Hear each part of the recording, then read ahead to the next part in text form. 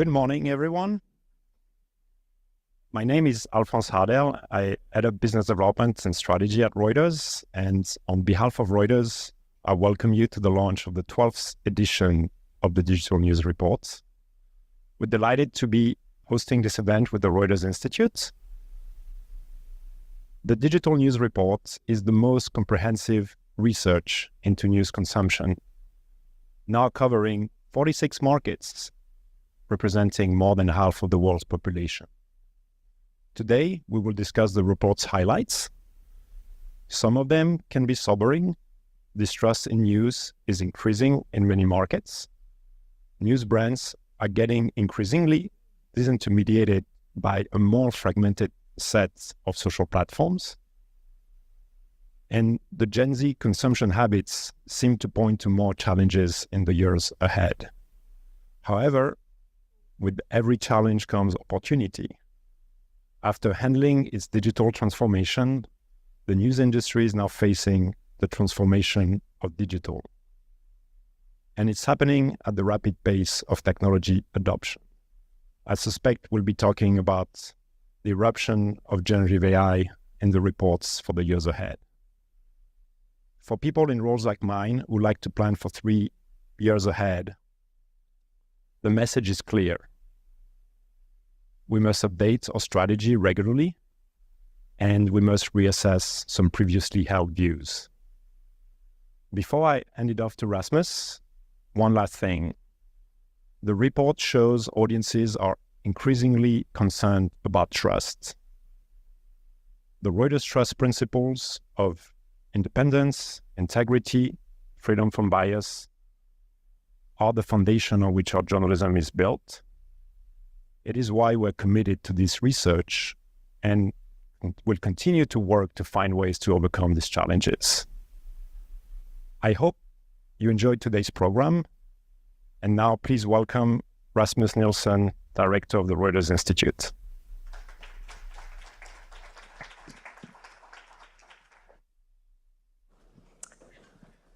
Thank you so much, Alphonse, for the introduction and everyone for coming to this event today. I really appreciate people taking the time. I know how busy you all are in your work. For those of you who don't know the Reuters Institute for the Study of Journalism, we are part of the University of Oxford. We run journalist programs where we help mid-career reporters from all over the world with personal and professional development. We run leadership development programs for editors and news leaders at all levels of their careers to think through the environment in which they operate, the place of their organization in that environment, and their own role in contributing to its editorial and commercial success. And then we do research, which we do, I think, in the same spirit that many reporters practice journalism, in that we seek truth and report it. We do it because we believe that better informed people make better decisions based on their own ideals, their own interests, their own values, their own context. We never tell people how to do their jobs.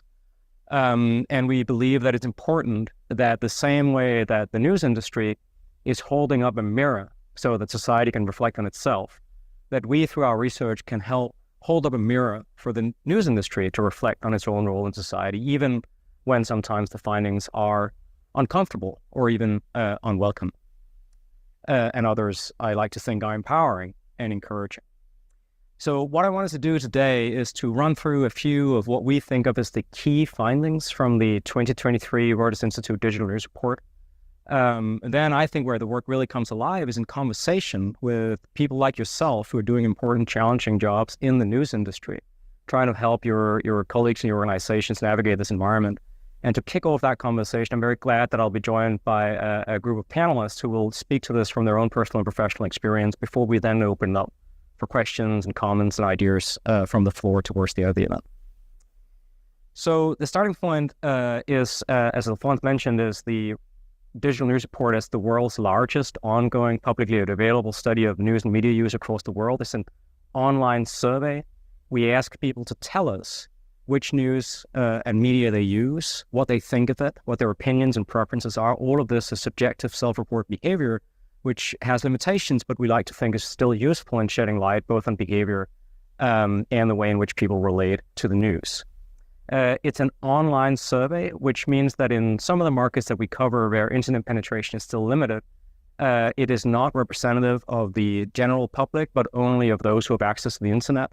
And it'll underrepresent the habits, preferences, and views of less affluent parts of the population, older people, and people in remote communities who may not have full internet access. And in India specifically, it's an English language internet user, so a small subset of the Indian market, but still something we know from our Indian context is still a useful and interesting part of the public to look at.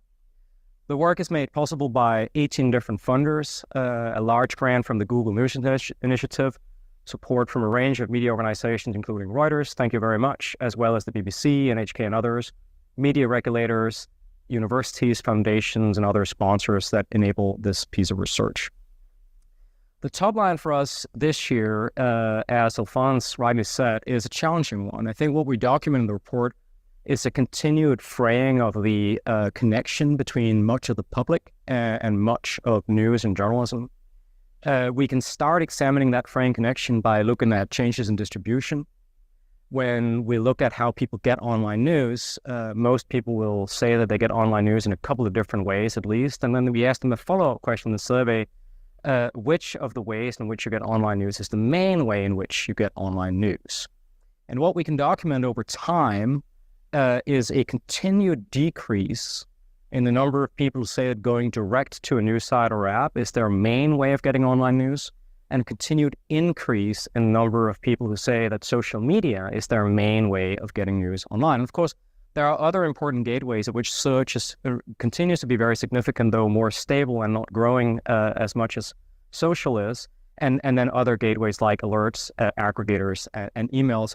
But generally, we see this ongoing move away from direct discovery towards distributed forms of discovery, often intermediated by platform companies, some of them very large. Now, if you're looking just at the United States as an example of this, as a market that's actually pretty close to the 46 market average in terms of the main gateways our respondents say they rely on, we can also see that this shift is supercharged by younger users coming of age. So if we split down our respondents between the over 35s and the under 35s, we can see that amongst the under 35s, there's an even lesser reliance on direct discovery than amongst respondents overall, and a much greater reliance on social media in particular, but also on search as ways of getting news. Now, of course, what social means is changing even as this top-line figure continues to increase. So when we ask people about different platforms they've used in the past week, and then a follow-up question of which of the platforms you say you used have you also used to access or come across or discuss and comment on news. The change we see over time, this is just looking at a subset of 12 markets where we have good data going back some years, is a continued relative decline of the role of Facebook. Still the single most widely identified social media network in terms of how many people say that they have come across news while using the platform, often for other purposes. But much diminished in importance from a high point in 2016, where 42% of our respondents said they got social news via Facebook, to in 2023, 28%. Still the most widely used, but much diminished. Of course, in part because of decisions made by the company itself to downrank news in favor of what they like to call friends and family, perhaps other kinds of content as well. But also perhaps because of publishers changing strategies, as well as declines in organic sharing, as people in our survey at least are less and less likely to say that they're sharing, commenting, and discussing news on social media. But meanwhile, we see the gradual increase in the role of a number of other platforms.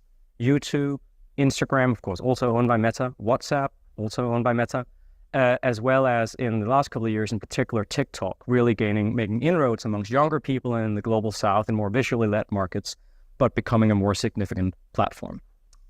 If we look at this change in terms of generations, we can see that the shift in what social means is even more apparent with younger groups. So looking here, not at use for news, specifically the subset, but news in general, amongst the 18 to 24-year-old respondents in the same 12 markets, the change we see over time is from a situation not so long ago, where a clear majority of our younger respondents said that they were using Facebook for any purpose, to a situation today where Instagram is far ahead of Facebook in terms of how many younger people use it. TikTok by now, amongst these 12 markets, is as widely used by younger people as Facebook is. And my sort of slightly snarky one-liner about this is, I think, from the point of view of many younger people, Facebook by now is the platform where you occasionally remind your parents and grandparents that you're still alive, while you rely on Instagram and TikTok for entertainment, for education, for expanding your horizon, for pursuing your interests, and you rely on WhatsApp and other messaging applications to stay in close touch with friends, family, with peers. And Facebook is no longer serves this role as a general-purpose social media platform used by almost everybody for almost everything that it did for a brief moment in time. Now, it's very important to recognize that even as we see this continued shift towards greater reliance on platforms, that people generally are quite sort of nuanced about their views of this environment. So we ask people about whether they have any worries about a greater reliance on more personalized news feeds, which can be offered by publishers, but predominantly something people come across through search engines and social media. And we have about half of our respondents say that they're worried about missing out on important information because of personalized feeds, and or worried about missing out on challenging viewpoints. I think it's important to recognize that the public is quite skeptical of many of the possible implications of some of the platforms that they rely on. We have more broadly long shown that there is what we think of as a trust gap between already quite low trust in news in general and then much lower levels of trust in news found by social media and even search. Just as we also document that there is much greater concern about misinformation amongst those who rely on social media than amongst the public at large.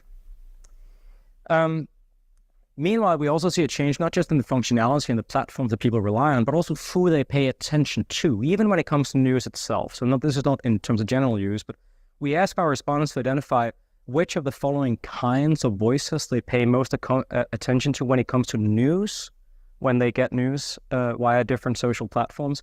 Because these are not mutually exclusive, this year we give the respondents a chance to sort of identify multiple different kinds of sources. And while complicated, I think the picture we get is still an interesting one. It is one in which, if you look across this chart, you can see at one end, legacy social platforms, long-standing social platforms, where more than half or about half of our respondents say that when it comes to news on these platforms, that mainstream news outlets and mainstream journalists are amongst the voices they pay the most attention to. And then as you move across the chart to more visually led platforms, and in particular at the other end of the platform, newer platforms, often with a relatively younger user base, a much greater emphasis on the role of personalities, creators, influencers, celebrities of various sorts, even when it comes to news itself. Right, so more personable forms of discovery, not just in terms of the platforms, but also the voices that people say they pay attention to. In addition to sometimes being very sort of thoughtful about who we pay attention to, we've also documented increasingly in recent years the opposite end of the same dynamic. People are being very thoughtful about what they choose not to engage with.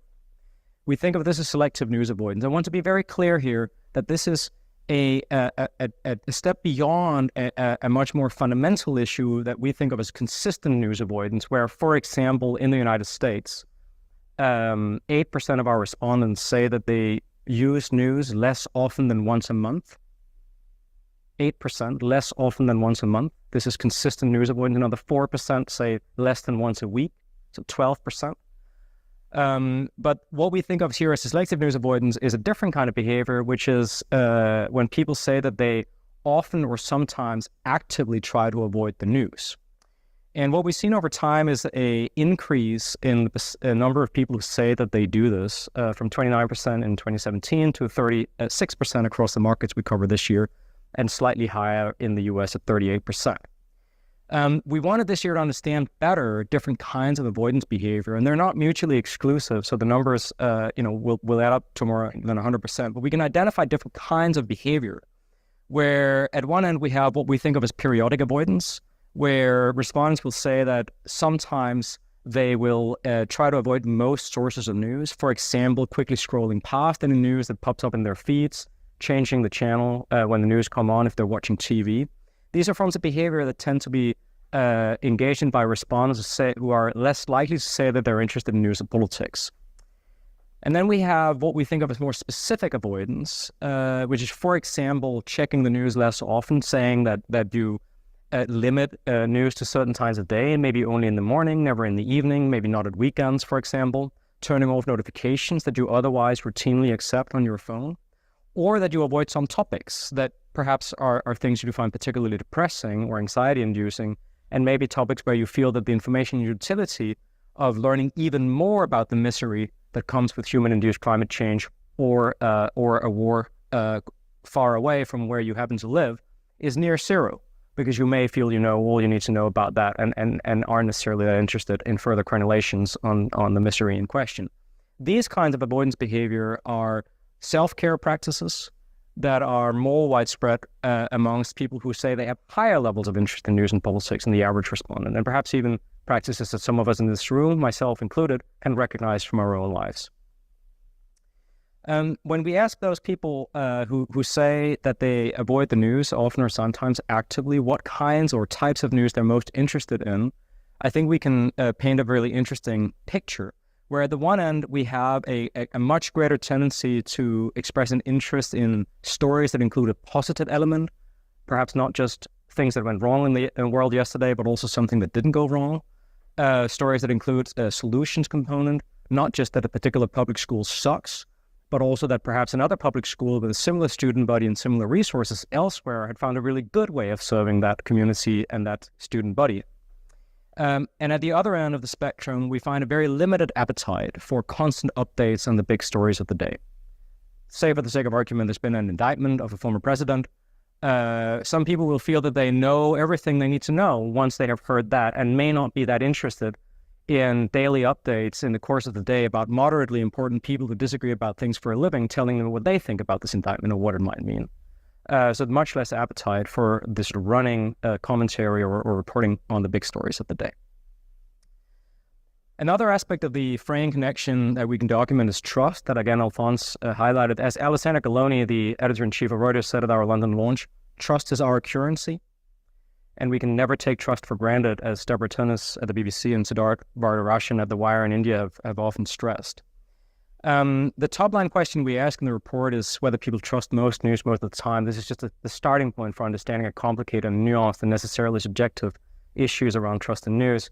And we see again this year a further decline. The average is now 40% across the 46 markets that we cover. Essentially, the trust bump we saw around the pandemic is more or less dissipated across the world.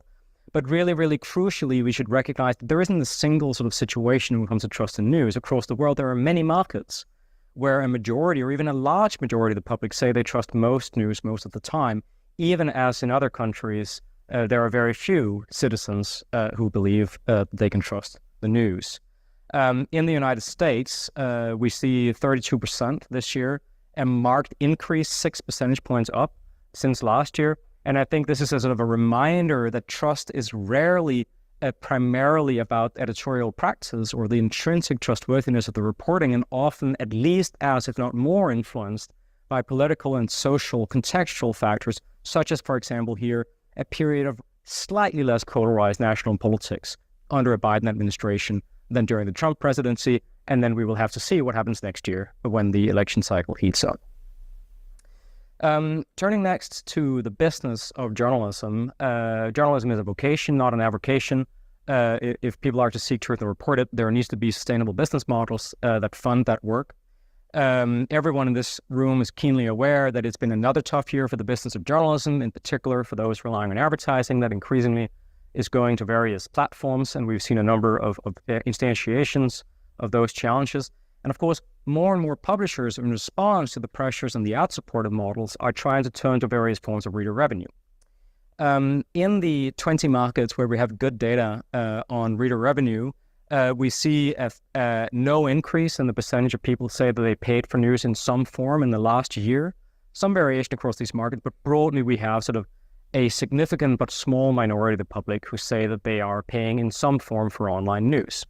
So if this market is beginning to be saturated, at least for existing forms of subscription offers centered around a single title for a sort of very sort of conventional news bundle that one can recognize from pre-digital age, the question then, of course, in part is, who are the winners in that market? And we ask people which titles they pay to access. And what we document in most of the markets that we cover is a very strong winner-takes-most dynamic, where a limited number of upmarket national titles account for a large share, even a majority of all digital news subscriptions, in sharp contrast to a pre-digital market that historically was dominated by local and regional titles accounting for the majority of circulation, reader revenue, and advertising revenue. It's very, very different in digital. Some niche subscriptions are making inroads, and Apple News Plus is making inroads in this country too. We see many of those who say they have an ongoing subscription, saying that they have canceled or renegotiated one or more new subscriptions than last year as the cost of living crisis is beginning to bite. We can see this either through the lens of just a burgeoning number of online subscriptions in general and people reconsidering the value proposition of any individual one, and this impacting some new subscriptions, or just that some people have been enticed to sign up for a trial price, a discounted trial price, and then when the publisher try to take them up to the regular price, they feel this is just not something that they can or will prioritize with fixed resources. When we ask those who are currently not paying for online news, what, if anything, will convince them to pay in the future? Of course, some say more valuable content, particularly younger and more interested groups who may not feel they're well served by existing publishers. Perhaps they have different priorities or values around, say, climate or other divisive issues. Some say that an ad-free experience might entice them to pay. And then we have a significant group who say that they might be enticed to pay at a cheaper rate and a more flexible model that isn't a single brand. Now, whether this can be done in practice is a separate issue, but it's important, I think, to recognize that there continues to be a part of the public who might be willing to pay, but are not going to be convinced to pay the same as they do for Spotify or Netflix for a single brand and 150 editorial units a day. And then, of course, we have nearly half saying that nothing will convince them to pay. Many people are perfectly satisfied with the news they can access for free at the point of consumption, supported by advertising, non-profit models, or public media across the world, even higher in some markets. Finally, turning to the ways in which people say they prefer to consume online news, we can document that it continues to be the case that a majority prefer to read news online rather than watch or listen to it, though there are some market differences and a slightly higher level of preference for audio and video amongst younger respondents. The question then, in part for publishers, is where people consume the video, for example. And when we ask about this, we can see that while there are some who say they consume online news videos on the websites or apps of publishers themselves, there is a much greater reliance on platforms, in particular amongst younger respondents who will say Facebook, YouTube, Instagram, TikTok, even Twitter are where they encounter online news videos and are less likely to say that news websites is where they encounter online news videos. A final bright spot from the point of view of publishers is podcasts. We continue to see sort of a steady, slight increase in the number of people who say that they've listened to a podcast in the last month, and a slight increase in the lower number of people who say they've listened to a news podcast. But perhaps the most encouraging thing here from the point of view of publishers is that podcasts have a much younger age profile than other kinds of news consumption. This is very rare. Almost every kind of news consumption we have data on skews older, often much older than the general public, but podcasts engage with younger audiences. So a quick recap, and then I'll invite the panelists to come join me so we can open up the conversation. We continue to see the sort of profound impact of the platform shifts, driven in part by competition between the platforms, but also by consumer behavior, in particular among younger people. We continue to see that much of the public feels that a negative news agenda and abundance of content they often consider to be sort of commodified and not that distinct or valuable, as well as often polarized politics, are contributing to low engagement, low trust, and news avoidance. We see continued pressures on business models around both advertising and reader revenue, and many consumers looking for more value for money when they're asked to pay. And finally, we're seeing that video and audio is becoming more important over time, not replacing text, but we think it's important a chance to use different formats to stand out in a very commodified environment and try to create new and lasting relationships and business models. So with that, thank you very much for the opportunity to share this. I'll invite our panelists to come join me on the stage, and we'll kick it off with a discussion with the panel first, and then I'll open it up for questions from the floor. So please.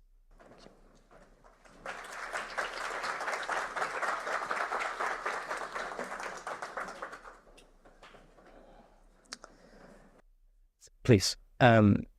So I'm sure everyone here will know everyone on the panel, but just in case that some don't, I'm very glad that Lydia Polgren from the New York Times, Arlen Gajilan from Reuters, Latoya Drake from Google, and Shasta Nesser from the Wall Street Journal have agreed to join the panel today. So I thought, Shasta, we could start with the platform shifts. The Wall Street Journal still has a strong direct connection with important parts of your core audience. It's also part of a media group that has historically had sort of pretty fractious relationships with some platforms. How do you, in your work, see this shift away from direct, and how do you think about responding to that shift? Yes, the journal have a really enthusiastic and dedicated sets of readers who love coming to our platforms, and we want to make sure we're taking care of those readers and hope for more readers to come to our platforms. But, we're also, in the past years have seen a lot of growth and opportunity on platforms that aren't our own. So we're very active on, the big ones that we all know about: Google News, Google Stories, YouTube, and more. And pretty excitingly as well, we launched our first TikTok presence in October. And we're already at 200,000 followers, about 50 million video views. So we are also looking to reach a broader audience, bigger audience, and a younger audience. And in the instance of TikTok, we've done a lot of work to take Wall Street Journal stories and the essence of the journal and make sure that it's fitting in sort of an authentic experience for younger people. And we know that there's burgeoning interest in business news, finance, but not just that. Through the TikTok prism, we're able to help younger people think about careers, think about money, think about technology, think about personal finance. And I think we're all very excited about that and see a lot of opportunity there as well. Any concerns in addition to the opportunities? Any challenges you see around that?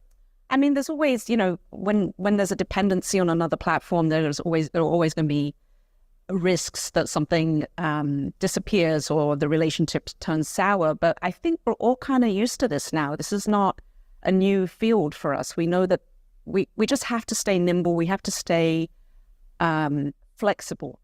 The idea that something might go away one day, like the whole, with Facebook, for example, there were big changes with Facebook and that changed and we adapt. So that is certainly one risk. But I think for us, I believe the opportunities really outweigh the risks at this moment. Thanks, Jasmine. Arlen, I mean, Reuters is a complicated beast. I mean, you have to think about your media clients, you have to think about your professional clients, you have to think about your own sort of direct-to-consumer, public-facing news sites. How are you navigating this environment that's increasingly dominated by platforms who often don't care that much about news, if we're being perfectly honest, and as Shasta rightly says, sometimes have a tendency to sort of change very quickly as they compete with one another? Very carefully, the short answer, and in a very tailored way. I think Shasta pointed out that in order to succeed on the various platforms, you have to be very tailored in your approach. You have to seem authentic, be authentic. For example, if we're doing something that's more catered to a professional audience, it's probably something we'll do on LinkedIn primarily, and then we'll chop it up and try to share it across other platforms. If it's TikTok, which we are still newbies at, but we've launched into, it's finding that niche that still sounds authentic and not like, your parents trying to. I think the EMEA panel someone said it's like you don't want your parents to pretend they're at a rave, right? You don't want to seem like you're out of step. So for us, in that TikTok space, we're doing more fact checks. It's much more personal. It's less staid. It's less produced. So it feels authentic and resonates well with that audience. So you have to kind of tailor the approach all the way across the board. The difficulty is that the rules of the game change, right? So Twitter charging for DMs, Twitter Spaces, going away, not going away. You build audiences on these platforms, but when they change the rules, it's really difficult for us to kind of maintain the relationship that we've built with that audience. We'd love to find a way to kind of keep them in our own walled garden, but that's unrealistic going forward. I think you do have to be nimble and quick, but also be very judicious about what the opportunities are.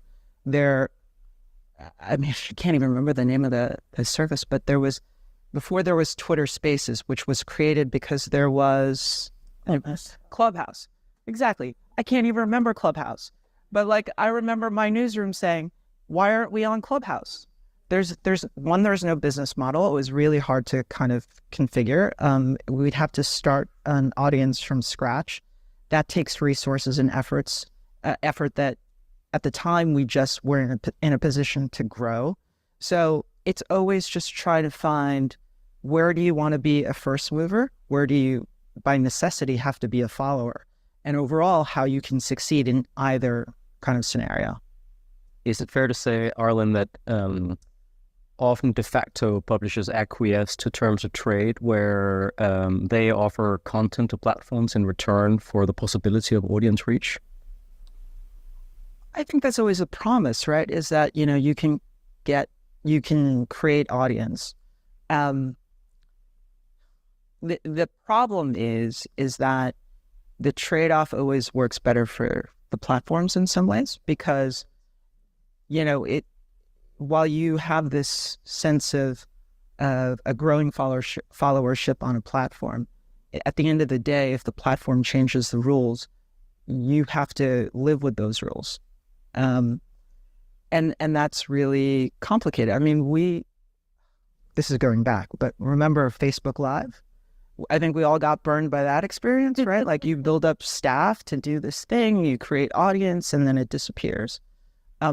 Again, they were a very valuable partner, but it's the changing landscape. And how do you manage budgets and staffs when you're not in control of the business model? I would just say, I think what you describe in Shasta 2 is what I think of sort of platform realism, in a sense that, everyone's been burned, everyone's been through this carousel a couple of times. So now there is a sense of the transience and also a more flexible approach, that you don't sort of overcommit to inflexible approaches premised on one product, but have this ability to focus on what's right for you. I wanted to sort of turn next to people's thoughts on these sort of some of the findings that we have around the public perception of the content of news itself and the value of news itself, and in particular some of these concerns about the perception that news isn't that relevant, perhaps too negative, perhaps too polarizing. Lydia, you've written extensively and also spoken many times about the importance of news on the whole and on the balance, serving everybody, not just people like me. How do you think that as a profession, journalism can pursue that ambition of news being for the whole people in this more and more fractious environment that we live in many societies? Yeah, I mean, I was looking at some of the numbers around, negativity and polarization and things like that, and I think that actually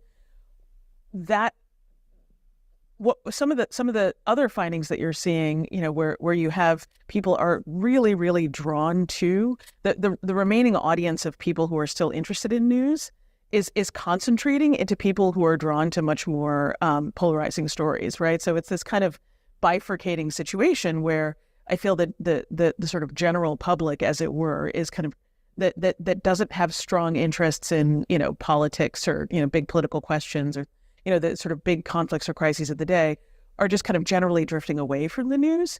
Meanwhile, the people who are interested in the news are interested in something very specific and quite concentrated, and that goes in different directions. There's companies that have a business model that allows them to capture, I think sort of wealthy, well-educated generalists who do want a kind of balanced diet of news and information across a range of topics, but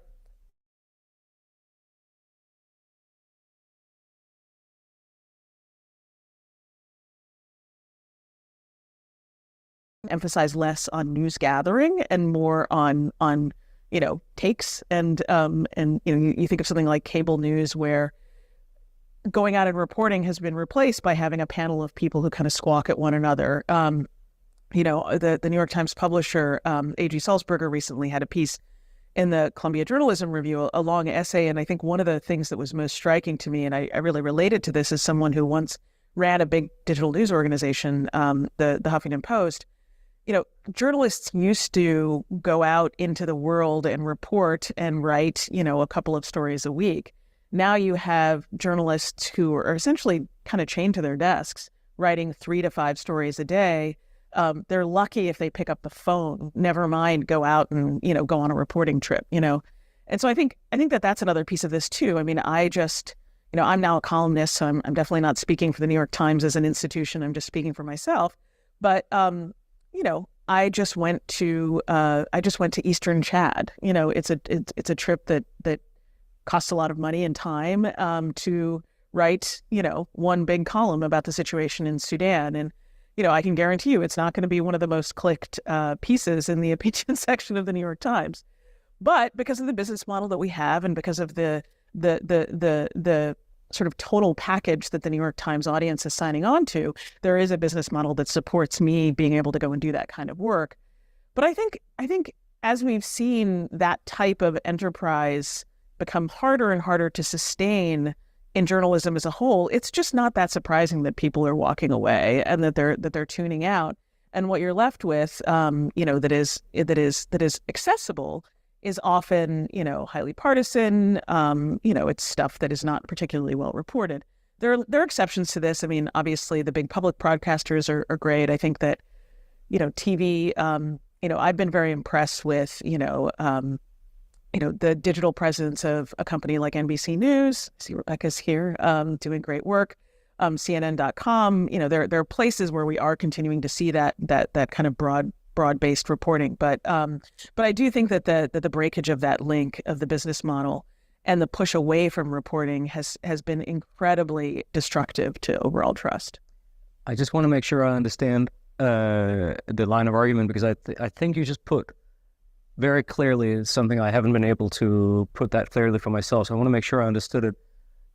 Are you effectively suggesting that there is a risk that the very success of publishers who are catering to my every need, even as I know others are making the argument I'm criminally underserved and we really need more publishers who serve people like me, that the very success might in itself contribute to journalism retreating to sort of serving the sort of MoMA, Lincoln Center audience? Yeah, no, I think that is a really, really big risk, right? That, you're going to have news haves and have-nots.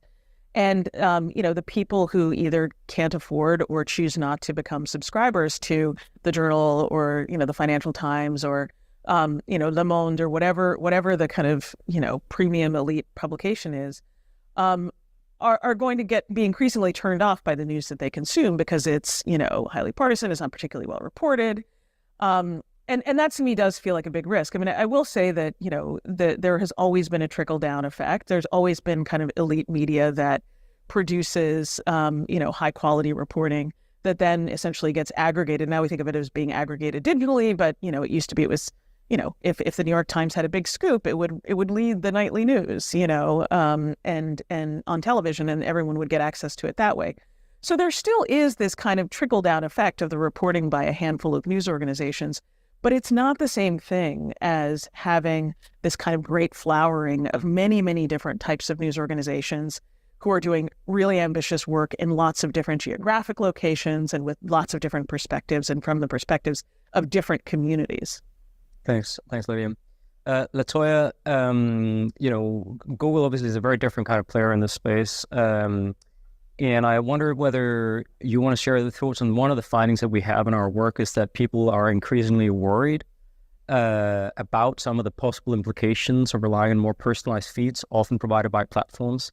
They're worried that they might be missing out on important information. They're worried about they might be missing out on challenging viewpoints. How are you thinking about these concerns and then any possible responses from your point of view at Google? Sure. When I saw that data point, it really jumped out at me. And more broadly, just to kind of back into it, one of our core principles is really servicing the information to help people understand a story as best as they can, which means, of course, a variety of perspectives, a variety of sources, and so on. But one of the things that really immediately came to mind related to your question is some research that we did not too long ago where our teams asked news readers, news consumers, their point of view on top stories, breaking news, and what's coming to them when they go to Google News, when they go to the app or the website or wherever they go. And one of the things that we learned or that we heard is people were interested in getting what they considered to be the top news in their local communities, in their country, around the world. Things that were not necessarily related to them per se, not necessarily a personal take on what's happening in their communities, but what's the general information that's happening in the world right now. You might equate that to what's happening with the submersive that's missing right now. And when I open up the news app, that's the top thing that I see. When I open TikTok, when I go to Twitter, that's the discourse right now. So there is that category of what do people think is important that I should see. And then there was also another vector where people appreciate that what's personal to me is not personal to everyone else, which is where that dimension of, can I personalize my news experience to a certain degree? A couple of weeks ago, we made some changes to the follow tab. So when you go into news, it's really trying to balance those two learnings. The need to get what's happening in the world. People often say it's because they want to make sure they are informed. There's a piece of being, civically engaged and understanding what you're reading and how that may impact some of the decisions that you're making. But there's also this understanding that I also want to see what I'm interested in, and I want to have a little bit of flexibility to personalize that for myself. So we're trying to strike that balance of giving you what's authoritative information, what's from a variety of different sources, but how can you also kind of play around with what you want to see based on what's happening in your local community. I'd be interested to hear your views, but I'd really be interested to hear from anybody on the panel on this. I mean, one of the things we find again and again in our research is that there are parts of the public who say that they would like to see more news that also includes an element of sort of constructive reporting, an element of identifying solutions to problems in society and the like. I'd be curious to hear your thoughts about that from a Google perspective, or really anyone from the panel about what do you think of that expressed desire from parts of the public? I'll give my personal opinion, and this won't necessarily come from Google, just in terms of how I experience news and how I seek it out. For me, it's coming from, and one of the data points it talks about the rise in social, I'm across everywhere. I'm increasingly on TikTok, right? I'm always on Twitter. I'm always looking in Google News, but I personally, as a news consumer, am looking for opinions that don't match my own. So I make an active effort to not unfollow something that I don't like, because I'm not trying to tool the algorithm or trying to tool who's popping up in my experience. So that's specific to me, because I think is important, because I'm now I work at a company and in a news space where it's imperative that I'm not coming in with my own opinions, my own biases of what people want to see and how they want to experience. So for me, it's an active leaning in to not just find what suits or validates my own personal beliefs, but really helping me to understand those whose opinions that I may not live in every day. It's such a difficult balance. We talk about this daily global news call every morning. And with the Ukraine war, for how long it's been going on, we're always trying to find the human stories, how the war is impacting people. Not always positive, right? But it's illustrative of what conflicts pose on people's daily lives. When Reuters is at its best, though, I think we fire on being able to deliver what's happening, breaking in the world, but also the geopolitical impact, macroeconomic impact. And if we can combine those stories and create that ecosystem in a single story and hyperlink to all of those, that's when we're at our best. But it's difficult because at the same time, we're always really mindful about the majority of our traffic, right? That is not a registered user base, comes from search. So how do you tailor, the headline people are searching for and deliver not only what they're searching for, but also what other news they need to know related to that search? Because often they're coming in for a very targeted thing and then they're out.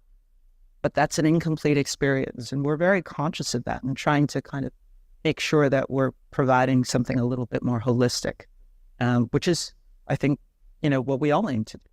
I mean, I tend to think of the desire for, positive news and solutions as being very much like the surge in gym memberships around January 1st. If it's something that people say that they want, but then don't vote with their eyeballs and their clicks. I think it's important to remember like the function that news actually plays in most people's lives.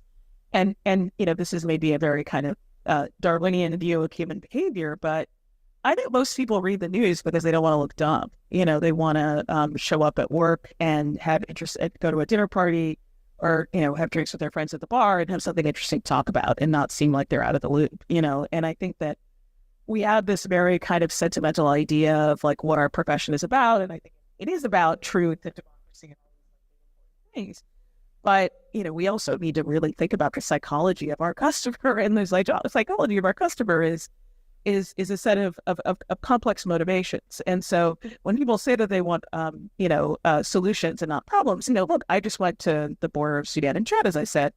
I'm not going to come up with, nobody's interested in knowing like here's the complex international relations solution that's going to stop it's going to prevent another genocide in Darfur. What people want is the human story of what's going on there, and to understand and have a holistic sense and take something away that is an insight or something that can help them make sense of the world. So I tend to think in my own work less about offering solutions and more about trying to give people holistic frameworks to understand what's happening in the world, because ultimately, it's twofold. You either see it idealistically and say that people do want to have a holistic understanding of what's going on in the world, or they just want to surprise their friends and look smart. And like, I think, news succeeds best when it tries to sort of meet those like twin needs. And just a thought on what you say. I am a big believer in a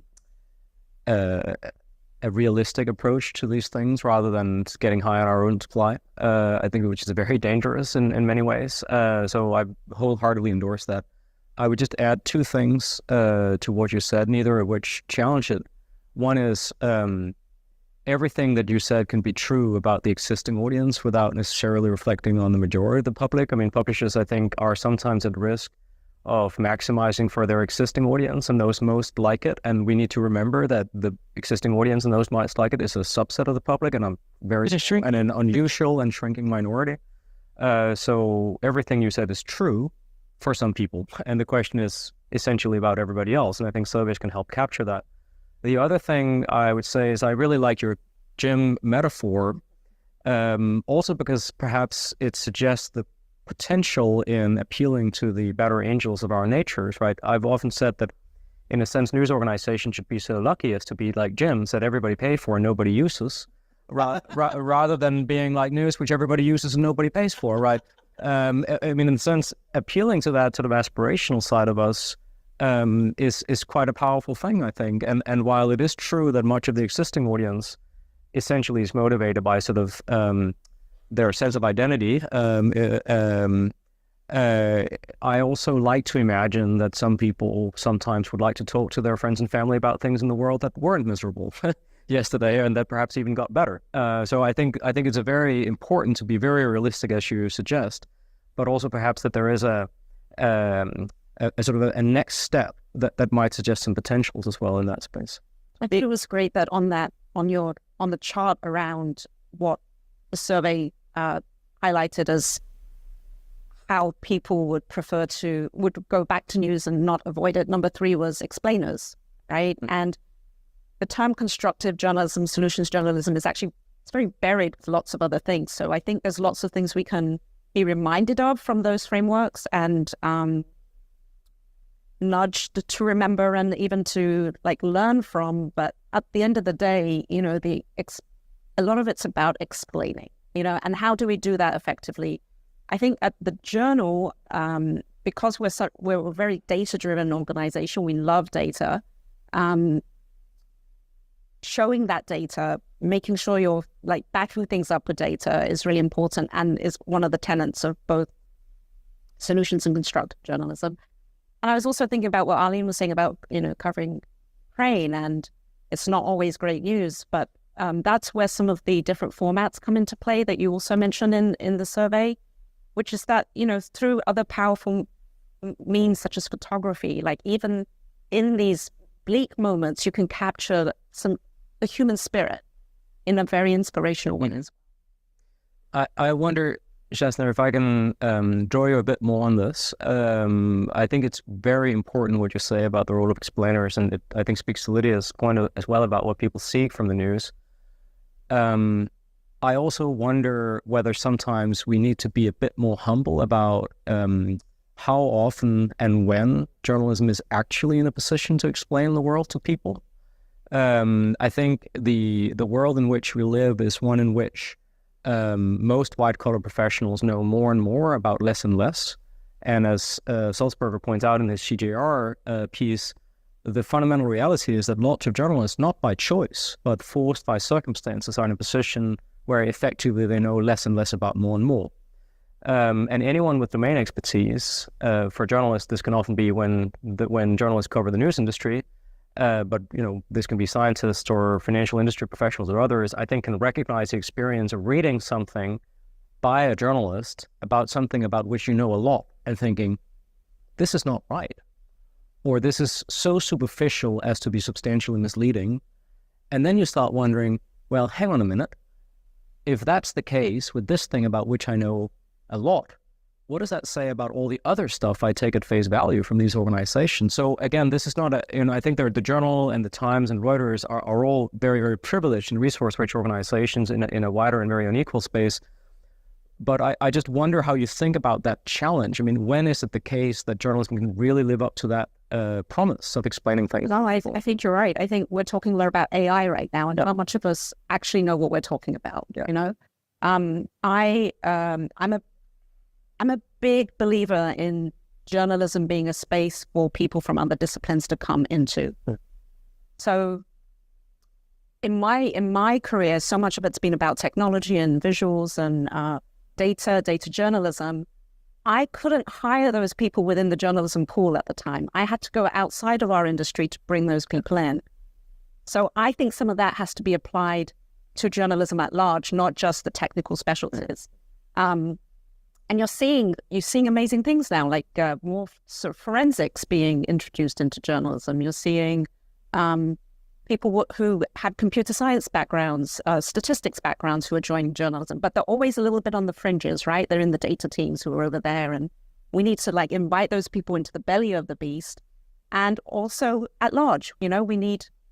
I know, for example, so many journalists who are former lawyers. We need that more, from the field of sciences and other industries as well, to sort of bolster that knowledge base. So I agree with you. In a sense, what you point towards there also then raised the question of resources, right? Of course, it's not cheap to hire people who could be legal professionals or who could work as data scientists in lots of different private companies. So I wonder whether we can just briefly about the business side of this, and then we'll open it up for questions and comments from the floor. So, I'm sure people have a million questions already, but very soon we will start that, and there will be a roving mic. But maybe we can start with you, Lydia, and in a sense, Shasna, you will have thoughts on this as well. I mean, in a winner-takes-most market for reader revenue, how should other publishers think about the relative success of the New York Times and the Wall Street Journal? Are you, in effect now, if we're good friends across the river at the Star Ledger, I mean, how should they think about the success of titles on this side of the Hudson River? I mean, I think this is of journalism right now is operate a mic. I'm being silenced. Canceled. Big media coming for me. I do think that this is a very real challenge. There's just no question that there is a limited pool of money that people have out there to pay for journalism. And that journalism is expensive to produce, and therefore you're going to have this kind of concentrating effect. I will say that and I don't know that this is the problem, but I think it's really important to remember that these, massive news organizations that charge their subscribers money to read also create really amazing free products that are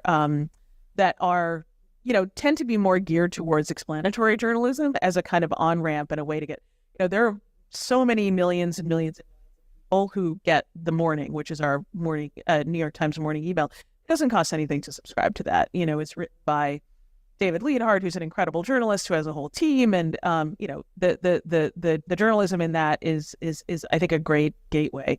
The Daily is another example of a product that is essentially underwritten by subscribers but is available to the general public. So I think that's like a bright spot from the consumer side. From the competitor side, it's nuclear winter. Journalism, local journalism in particular, has just suffered an almost total collapse from the end of the marriage between advertising and journalism, right? And so I think there's a lot of reasons to be optimistic and excited about, a lot of the things that are happening in the nonprofit space. And I think that there are some, kind of smaller subscriber efforts. But, I'm worried about, the long-term commitment, for example, of the billionaire owner of the LA Times, which just laid off, 13% of its newsroom. We had this moment of thinking like, oh, these rich billionaires are going to save us. And now I'm just not so sure. And I think that some of that nonprofit level also, I worry about long-term of the rich folks who underwrite it. So to me, that picture looks mixed. Latoya and Arlen, thoughts on the nuclear winter? And it's real. We're in a very unique position as Reuters because we have a very different business model than most news organizations. We serve the New York Times. We serve agency clients, meaning news outlets out there in the world. But we also serve financial services clients. We have a very good deal with LSEG and Refinitiv. And then we have our digital business, which I help run, and it's a smaller part of that leg, but a very important part of our future. And it's the part of the nuclear winter that's really interesting to me, kind of scoping that out of like local news, but also the bifurcation of the audience piece. Because for Reuters.com and for our audience, we've actually been growing in this period, largely because our audience tends to be a professional audience that is looking and willing to read and view the news because they need to make decisions at work every day. And our registered user base has grown largely because of that need. Now, it's a very different game when you go into a general news audience, which there's so much competition for it. It's so hard to gain traction there. And the net result of that is that you have a very well-informed group of people who have the resources to pay for news. And then you have folks who are disengaged, probably not going to be willing to pay generally. I hope they change their minds, subscription model. But so how do you manage that? I think, this combination of free and paid is the way to go. And again, we have a very large file, which is unusual. I think depending on the day, Reuters produces 3,000 to 5,000 text stories a day. About 500 of those appear on our website. So it's a small fraction, right? But so it's a very different business model, but the audience considerations and how to target them and also to create a sustainable business model out of that framework is a challenge. That's why Alphonse is here. I will certainly say it's important for us to continue to be good partners to the industry, particularly when we're seeing some of our peers draw down in the recent years. So, which is the reason why you start to see things like the announcement a couple of weeks ago where we're going to be launching Showcase in the U.S., which, to Lydia's point about local news, not lost on us, the loss of revenue, particularly ad revenue that's happening to local news player, hyper local news players. And we started to pay attention to this not recently, things that we've been watching. So from a programs and a partnerships perspective, you have many of us who are focused on really trying to not just listen, but really activate and start to build some of our programs in a way that are supporting and energizing and helping those local news players continue to be sustainable, certainly find new revenue models, certainly reach new audiences. So again, it's not something that we've just started paying attention to. It's something that has been part of our core for many, many years. Let's open it up and hear from people in the room. And thanks again, everyone, for taking the time to come out. If you want to ask a question or make a comment, please raise your hand. And ideally, if you feel comfortable doing so, tell us who you are and direct the comment or question at one of the panelists or myself. I will strive for a diversity of voices, so please don't take it personally if I don't ask people to speak up in the order in which you raise your hands. But please, let's hear it from people in the room. So I think we have here at the front, in the middle. Just Steve Lally. Okay. Sure. Hi, I'm Ed Lee from the New York Times. I have a question for Shazna and Arlen on specifically what your news organizations are doing right now in trying to deal with generative AI. Like, what are the discussions you're having? How are you framing the issue? And what are you going to do to deal with it? I mean, I made that comment earlier, right? I feel like a lot of people say, and in our industry, well, we've been doing some of this for a really long time. I think automation has been around a very long time. This AI now is sort of enveloping a very sort of baggy load of different types of technologies. At Dow Jones, we have some task forces, some groups right now who are sort of dedicated to exploring what the opportunities and challenges are.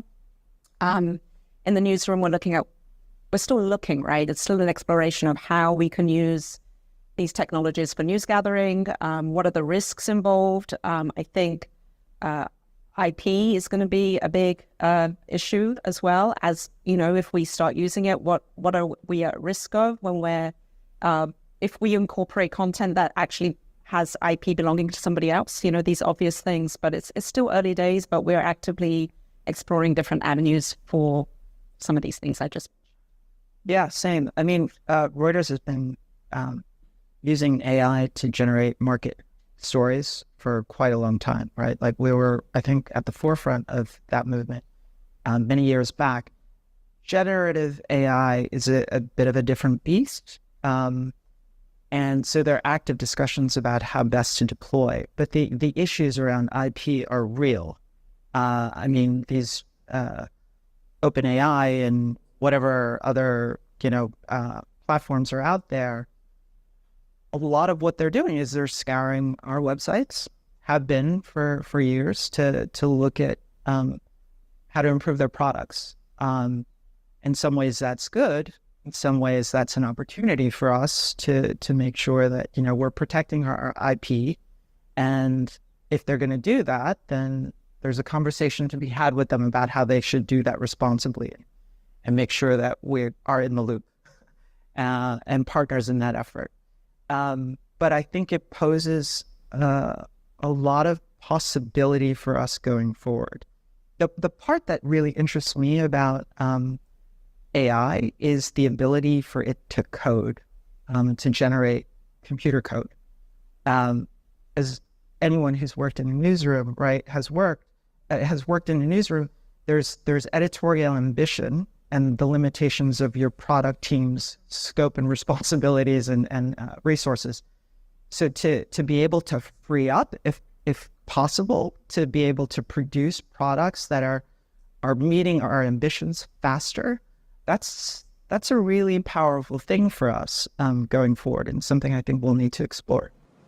Just a really quick follow-up, specifically for Arlen. I mean, your chief executive has said in earnings calls that companies plan to spend about $100 million a year on generative AI development. Yeah. What does that specifically mean for the newsroom? How much of that $100 million are you guys going to get? I don't know.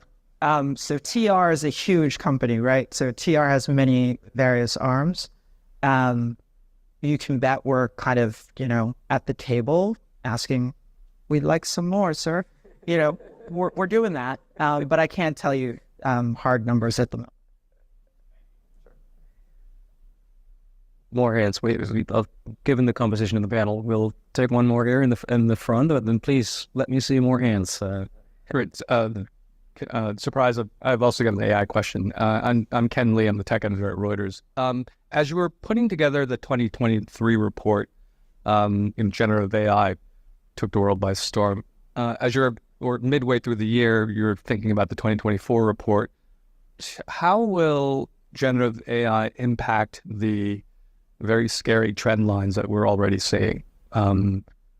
Will it push people more, even more so, to the platforms? Or what else are you seeing or expecting in the next report? Thanks, Ken. One of the great privileges of being an academic researcher is I not only can, but often should say, I don't know, which is very liberating. And I don't know. But of course, we are thinking about this. And as you, thanks for reminding me that we start deciding the next year's survey questionnaires in August. I mean, I suppose that three things that we are curious about how research, either in the Digital News Report or elsewhere, can maybe bring evidence to bear on is first is as you say, how might this impact discovery? I think my hypothesis would be that the changes around search engine results pages might be quite significant. Also in ways that I think right now we have every reason to believe could become quite problematic in terms of factual accuracy. So it's going to be quite interesting to watch that space and see how aggressive that deployment is, and whether it's limited to a subset of search queries where one can, I think, be more accommodating to say that good enough is good enough and not deploy it for things where good enough is not good enough, if you see what I mean. I think there is a set of questions around synthetic content that could become quite important on social platforms. We've already seen in mainland China, this is not covered in our research, but there are important examples of synthetic content being featured prominently on very large platforms in the mainland. And I think it's an open question when or if we will see major global players, whether with mainland owners or US-based or others, make a big push into synthetic content enabled by generative AI technologies, broadly speaking. So that is a possibility as well, and we would try to understand that. And the third one, I think, is the same way that generally we, over time, we've tried to get a sort of a handle on public perception of these technologies and a basic level of public literacy around some of these technologies. We would be very curious to see public perception of these technologies in the year ahead. If there are no other questions, I will take it, but I will take one down here first, and then we'll turn to you, I promise. Thank you. Thank you. Emily Galagaski from Charter. And my question is for Lydia. There's absolutely no doubt that Help Me Sound Smart is one motivation that bears out in all of the research for spending time and for paying for news. But I wonder if we might take a more sort of abundant mindset to thinking about places where solutions journalism and service journalism can sort of complement and coexist with some of the more straightforward storytelling that you're talking about. Absolutely. And I think that, Make Me Sound Smart is like like a shorthand. But I think, I think a lot about like the various things that news organizations invest in and like how big the audiences actually are for them. I think that like a big part of this is like, and I think a big part of the success of the New York Times has been in sort of offering like almost a kind of lifestyle, like knowledge sphere approach to the world, as opposed to just like, okay, I know have like 3 bullet points on Ukraine, or two smart things to say about the the indictment of Donald Trump, or I think it's definitely much more holistic and much more of a kind of wraparound than the just like make me smart and let me just extract a few quick things that I can say at the water cooler. And so I to me, I think there's like tremendous promise in that, and I think the Times has done an amazing job at sort of building that out and building out a complementary set of products around service. I think some solutions journalism, the Headway Initiative is an interesting one where, talking about things that work. I mean, obviously people are interested in, kind of good news stories, but also things that are not just sort of feel good, like, hey, look at this amazing thing that worked, or look at this, this like exciting GoFundMe to solve this huge systemic problem in society. Not really. But I think that there is an interest in that kind of journalism. I just think that like it's hard to build a business around it absent the kind of total model of something like the New York Times or the Journal, or someplace that has a kind of broad-based approach to revenue that involves consumer revenue. So, sure.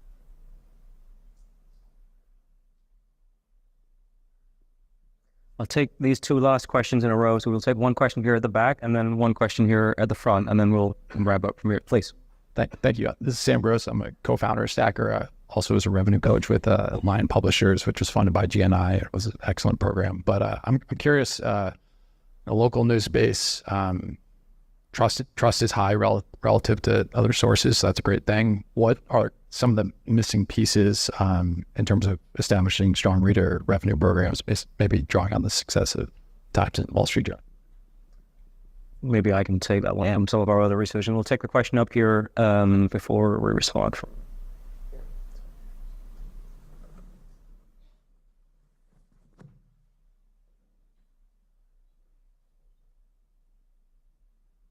Hi, I'm Aisha. I'm an editor at The Times. I'm kind of struck by the conversation around trust and sort of feeling like you're serving different audiences than you used to. One thing I hear a lot from friends and family who aren't in the space is sort of this feeling that if, I guess they see it as sort of, I would describe it as patronizing. Like if the news organization didn't tell me this, I would, God forbid, have a different opinion. And I wonder, it strikes me when people say that, right? Like we are sort of, the right folks to lead people down the right thought and the right opinion and the right path. So I wonder how you all, this is sort of an open question to everyone, how you balance this actual need to make sure people get the right information, they're not misinformed, but also make sure we're not doing it in a sort of paternalistic view where there is the opportunity to say, listen, like as a journalist, I may not have the right answer and your thoughts about this are totally valid. And it's not because I didn't give you enough information, right? I would love to hear from the panelists on this second question. So maybe if I speak to the local one first, and then anyone who want to take a bite at this, which I think is a really, really excellent question. So thanks for asking about local. What I would say from our research is, and I will foreshadow that by saying that I really want to be extremely clear that people who are working in legacy local news media, or like yourself, building up new local news media, are doing something that's very important and very, very difficult. And I'm very grateful that the people are in that space. A recognition of those challenges and that importance needs to be accompanied, I think, by realism in the sort of the spirit that Lydia has encouraged us to embrace. That from the point of view of much of the public, it is demonstrably the case that most existing local news does not actually solve any problems that they have and does not actually create any value that they can recognize as such. I'm sorry to be very blunt about this, but I think we need to be really, really clear about this, that when we look at the revealed preference of news users across the world, in most of the markets where there is good passive tracking data on what online news people actually consume, news is about 3% of the time that people spend using digital media, all news combined. And of that, with some variation from market to market, local news is somewhere between a fifth and a tenth of all news consumption. So do the math. That means in the UK, for example, roughly 0.3% of the time that people spend online is spent with local news publishers. I believe that something important and valuable and sustainable can be built around 0.3% of people's attention.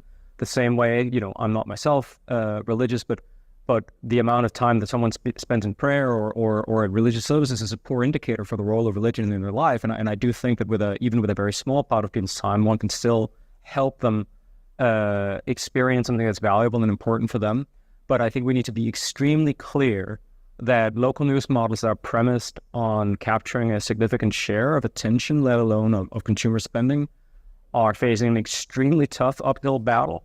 And there is no evidence to suggest that the sort of currently sort of most common approaches to that are sort of particularly facing a particularly bright commercial future. I just think we need to be extremely clear about that.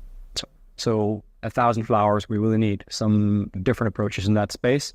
And I am very encouraged to see that there are some legacy local publishers who aren't just asset stripping storied mastheads and selling off the real estate, but really are trying to find paths ahead to serve their community in new ways that can be sustainable in a digital space by reinventing what they do. But it's not going to look like the Metro newspaper of the late 90s. It just will not look that way. That is model is gone.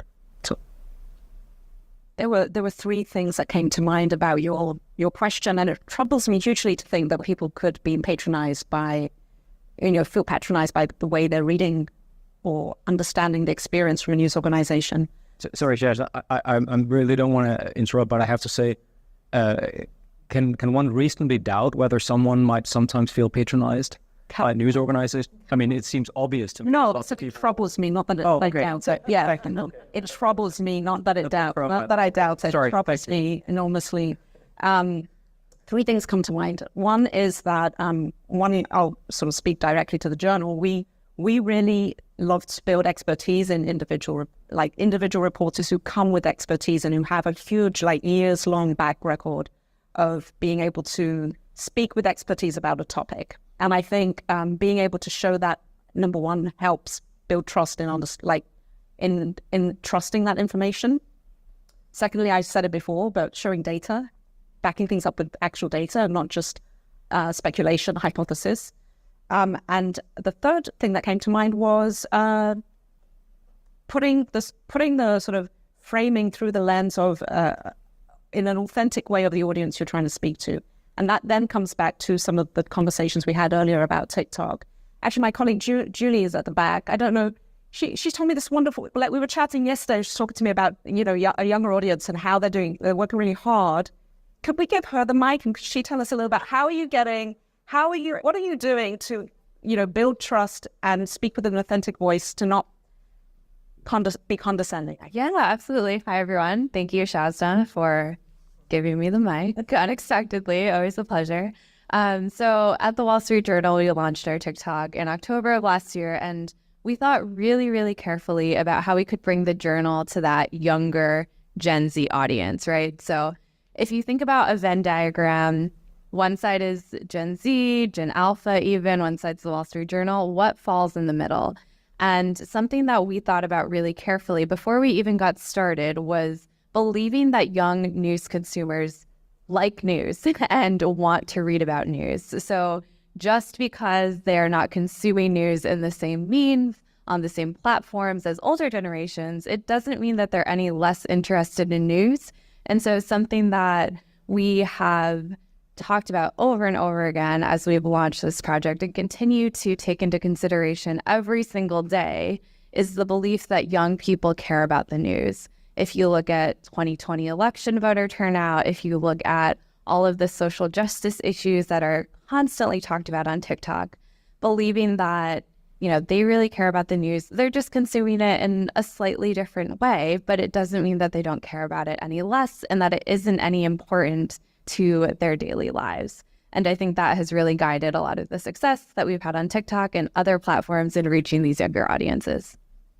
And just to build on the patronizing portion of your question and looking at that through an international lens, I mean, I agree with everything Shaz has said. And I think for us, the key is not only about our coverage, but who's producing the coverage.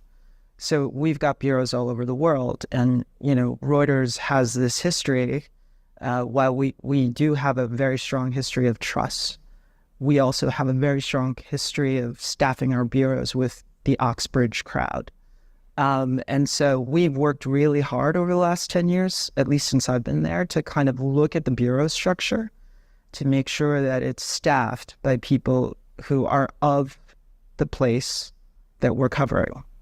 And that's not easy, but it's critical to making sure that we're not in that position where we are patronizing.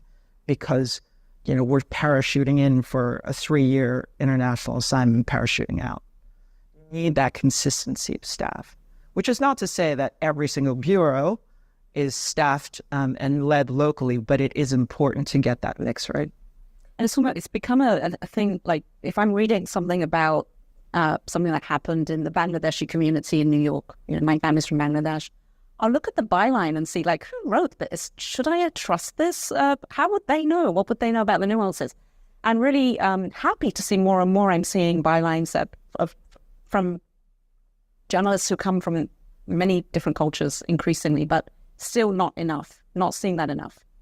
Yeah, I mean, I think I always say to aspiring journalists, like, you know, they're the qualities that are most important are humility and also a sense of service, right? I mean, your job as a journalist is not to tell the reader what to think. It's to help them be more informed and to have some humility about what you know, and also use what you don't know as a way to surface what the reader might also not know. And so I think that having that kind of relationship with your audience that is not, I'm the expert here to tell you exactly what you need to know and how you should think about something, but, you know, I'm here to try and figure out what's going on in the world, and together we're gonna figure it out and partner. And you know, I think one of the big drivers of trust at the New York Times is our commenting audience. You know, we are engaged in this constant conversation, sometimes you know, annoyingly, but you know, having that community of people who feel totally empowered to be like, no, this is BS, or, you know, I have a different point of view, I think does engender trust and does give people a sense that, you know, we're not just there to talk down to them. It's really a dialogue.